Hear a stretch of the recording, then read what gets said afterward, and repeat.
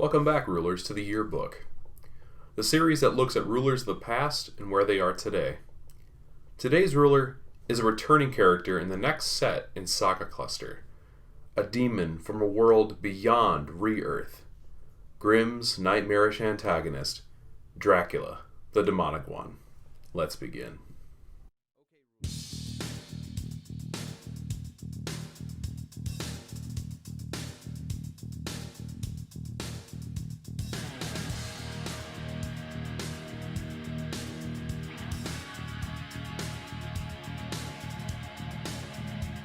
Along with Grimm, Dracula the Demonic One was released in the first two sets of the game. Dracula was designed as the antagonist of Grimm, commander of the nightmares and the vampires, and thus was released alongside Grimm in Crimson Moon's fairy tale. As the titular representation of darkness in the newly released game of Force of Will, the character of Dracula, known so well in the West due to Bram Stoker's famous novel, was surely to bring horror to players who wanted to play the villain to Grimm's hero.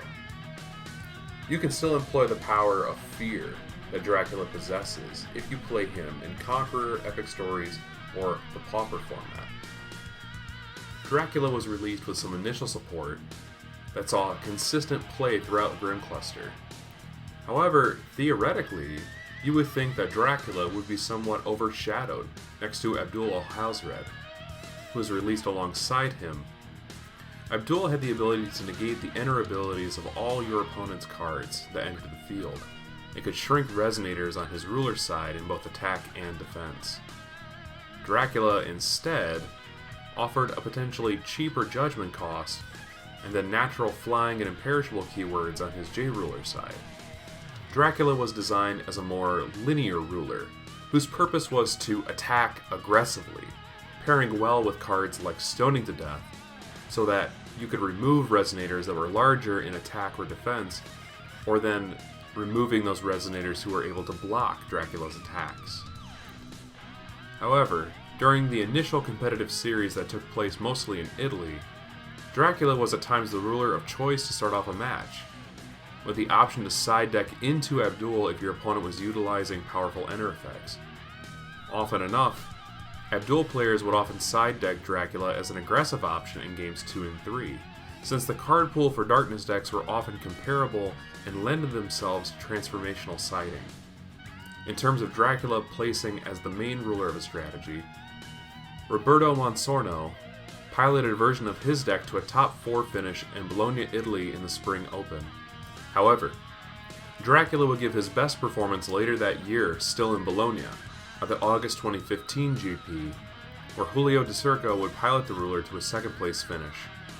The differences a few months can make is apparent for Dracula, as the release of the infamous Incarnation Cthulhu's as well as the Rasputin engine made playing strong Darkness Resonators easy next to an already aggressive J-ruler that could do judgment for free more often than not. Dracula even received a fellow vampire and an allusion to the real-life Dracula in Vlad Tepes, whose control-oriented style of gameplay could complement Dracula's trouble with decks that could stave off his attacks or even disrupt his plays. Vlad could use her Drain ability to use up all of her will before recovery, offering herself as a non-interactable win condition that got around Dracula's worst matchups. After the release of Faurecia and Melgus dual decks, as well as the Seven Kings of the Land, offering Blazer Gill Rappas as a better option for Cthulhu decks, Dracula fell out of favor for the newer rulers that offered more power and utility over the long term. However, we at Ruler School believe Dracula's resurrection is at hand, and wish to offer you a Conqueror format deck list to make use of all of the new Darkness support since his introduction over 5 years ago. When building Dracula for the current Conqueror format, and when taking into account the other strategies employed by the other 100 rulers currently available, Dracula still proves to be a very powerful ruler with the ability to offer major damage that is somewhat difficult to interact with if the opponent cannot adequately deal with him returning again and again. Dracula's cheap judgment cost alongside single will removal such as Moan of the Dead makes Dracula easier to summon than ever before. In addition to this, Darkness as an attribute has received powerful support in New Valhalla, Alice Origins, and Reiya Cluster.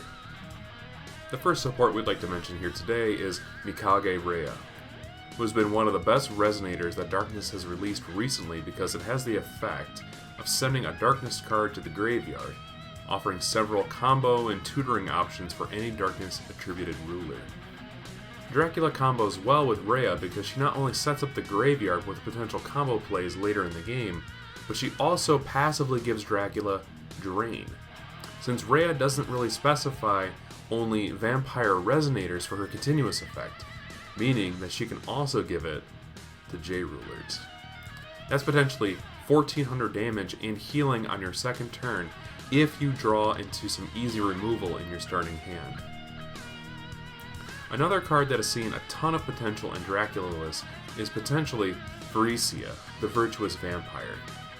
Faurecia has a natural barrier effect, which is very rare on Resonators, as well as the keyword Flying, but she also has 3 activate abilities that either raise the attack and defense of a Resonator if you discard a Wind attribute card, reduces a Resonator by 400 attack and defense if you discard a Darkness attributed card, and provides you with both effects if you happen to discard a Darkness and Wind multi-attribute card, similar to Faurecia herself. Now is where the types of decks can change depending on what you want your Dracula to perform in your deck. In general, there are rulers who are capable of filling multiple roles and thus can offer different variations of decks different benefits. Dracula is a powerful J-Ruler that can put on aggression, but he's also difficult to kill off entirely, meaning he's the ideal candidate for a control list in addition to the aforementioned aggression strategy. This is pretty similar to how he functioned in the old days, but now, with a new resurrection at hand, he has more tools in his toolbox. In terms of control deck options, one of the best vampires for that job is Inheritor of the Stars Gill Lapis, who, like Faurecia, has natural barrier and flying. Being a higher cost Resonator is fine in a control list, but there are other cards like Sacrificial Altar and Lailah that can help ramp you into a discard a little bit earlier in the game. Also, being a vampire means that he'll gain Drain from Mikage Reiya when she's on the field. The Chants are the cards that will offer you a difference in core playstyle. Soul Hunt has always been a great combo control card that not only sets up your graveyard, but it also empties your opponent's hand and allows for Dracula to perform Judgment right away, putting on immediate pressure. Look of Corruption and Glint of Insight can sculpt your opponent's hand as well, limiting their options as you go in for the attack.